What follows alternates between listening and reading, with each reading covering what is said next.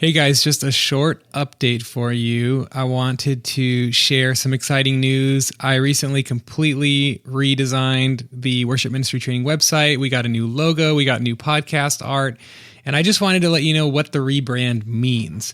And I mean that in a couple ways. What the rebrand means in a visual sense, what does it stand for? And then also, what does it mean for the future of worship ministry training? So what does it stand for? Well, if you look at it, I love it.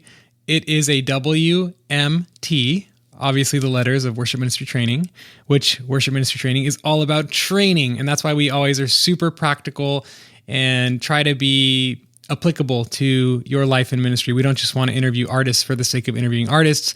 We want to interview experts in a topic that will actually help you. So you see the WMT there.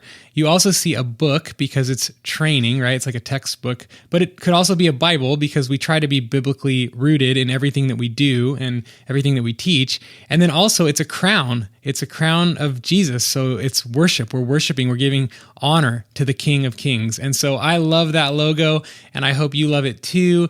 The website has been completely redesigned. If you haven't been to the website, go to worshipministrytraining.com. There's tons of stuff there for you. There's blog posts. There's obviously the podcast posts. But there's also a bunch of free resources that I've created. There's an ebook, and there's 5 other free resources for worship leaders, like a capo cheat sheet, a Nashville numbers cheat sheet, a relative keys cheat sheet, an audition template packet, and some chord charts that you can download if you want some free access to chord charts. So check out worshipministrytraining.com. Enjoy it. Let me know what you think. You can shoot me an email at alex@worshipministrytraining.com. But what does this rebrand mean for the future of the podcast? Well, it means that we're still kicking, so that's good.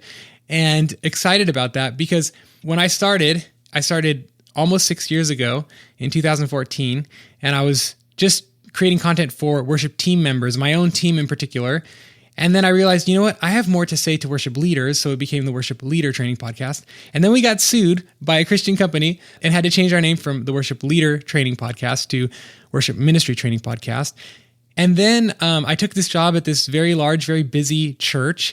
And for the last, 3 years since I've been at this church, I've been so incredibly busy. We have so many services that we do and so many teams to manage and so much team building to do that I feel like the podcast has kind of gotten my leftovers. I mean, I've still released 1 episode a month and have tried to do the best I can with that. I've committed to that, and I will always do that. But I haven't done a lot of extra things that I've been wanting to do. But recently, I've hired a few key staff members at our church, and they're just killing it. They are crushing it, and they're really freeing up my time a lot. And so now I'm starting to dream again about how can I equip all these worship leaders that listen to this podcast. And so a few cool things coming up. I am working on 3 different video courses, in-depth training courses for worship leaders. I'm hoping to release those in July of 2020.